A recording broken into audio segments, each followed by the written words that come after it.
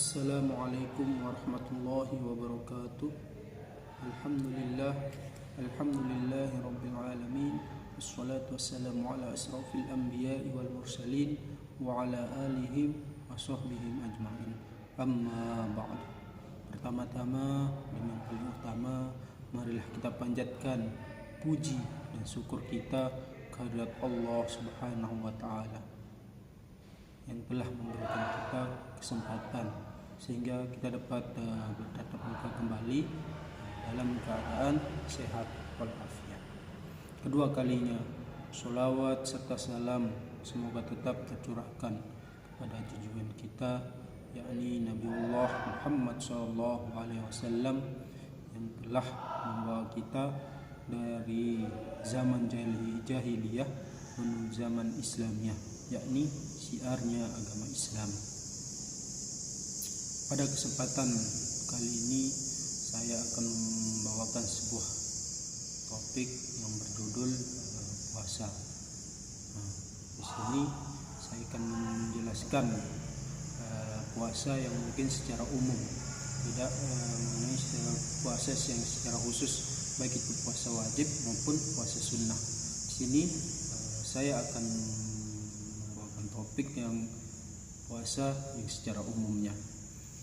Baiklah, marilah kita mulainya dengan apa sih puasa ini. Di sini saya akan menjelaskan apa sih pengertian dari puasa ini. Puasa dalam bahasa Arab disebutkan dengan shaum. Shaum di sini adalah menahan diri dari segala sesuatu. Maksudnya menahan diri dari segala sesuatu di sini yaitu menahan diri dari makan, minum, atau menahan diri dari hawa nafsu kita, menahan diri untuk tidak berbicara yang tidak bermanfaat, dan masih banyak lain. Sedangkan di sini menurut istilah, puasa adalah menahan diri dari sesuatu yang membatalkannya. Ketika kita berpuasa, selama 1 hari lamanya kita berpuasa, mulai dari terbitnya fajar sampai terbenamnya matahari. Kita berpuasa itu dengan niat dan beberapa syarat yang telah ditentukan oleh Allah Subhanahu wa taala dan Rasulullah sallallahu alaihi wasallam. Nah, yang kedua, di sini saya akan membahas mengenai hukum dari puasa itu. Hukum puasa di sini yaitu yang saya ketahui yaitu ada 2, yaitu puasa yang disyariatkan dan yang kedua itu puasa yang dianjurkan. Apa sih puasa yang disyariatkan ini? Puasa yang disyariatkan ini adalah yang pertama, puasa yang dari awal sudah diwajibkan oleh Allah Subhanahu wa taala. Puasa di sini yakni puasa memang sudah diwajibkan oleh Allah Subhanahu wa taala.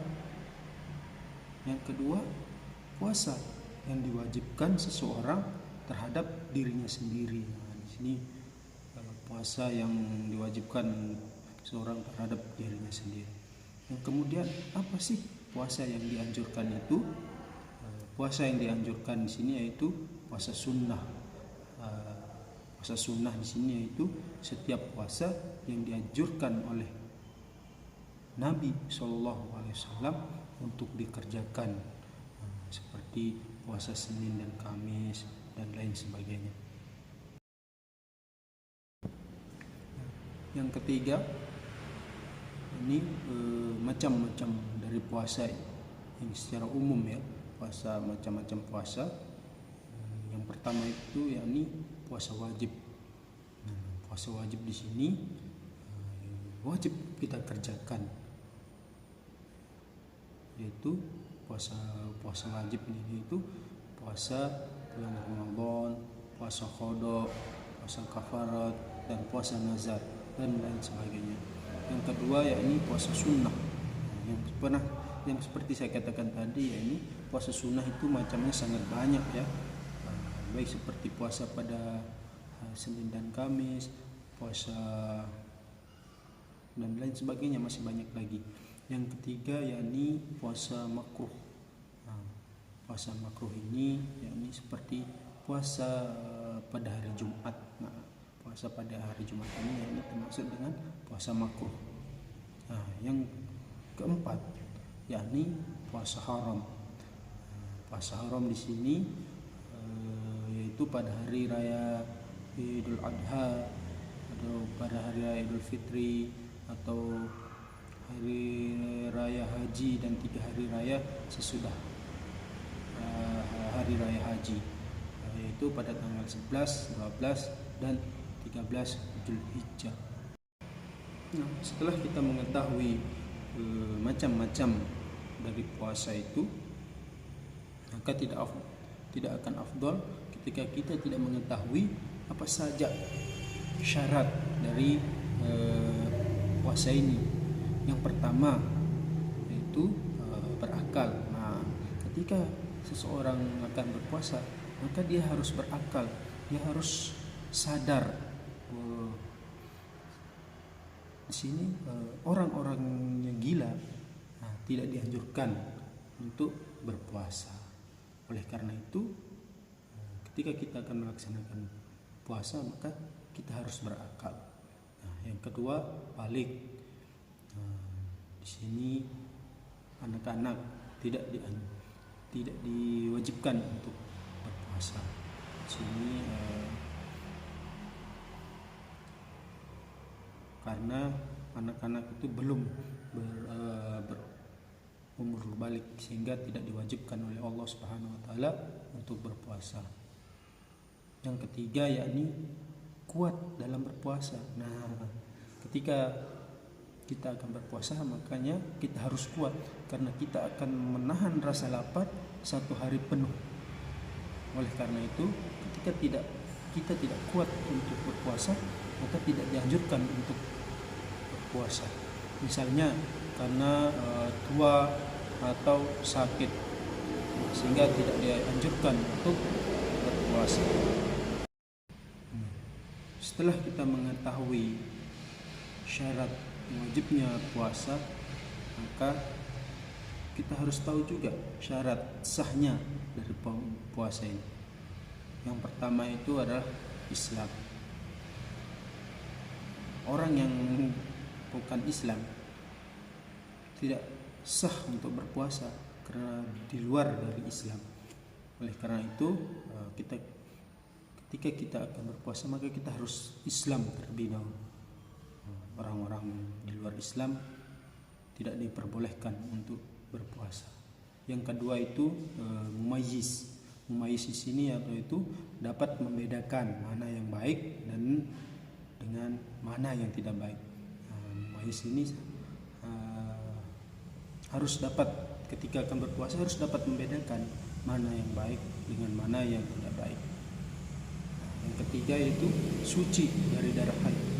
Ketika akan berpuasa, maka perempuan yang haid maka tidak diwajibkan untuk berpuasa, dan juga orang yang baru melahirkan ini tidak diwajibkan untuk berpuasa karena darah sehabis melahirkan ini tidak suci, maka tidak diwajibkan untuk berpuasa. Selanjutnya, dalam waktu yang diperbolehkan puasa, dilarang puasa pada dua hari raya itu.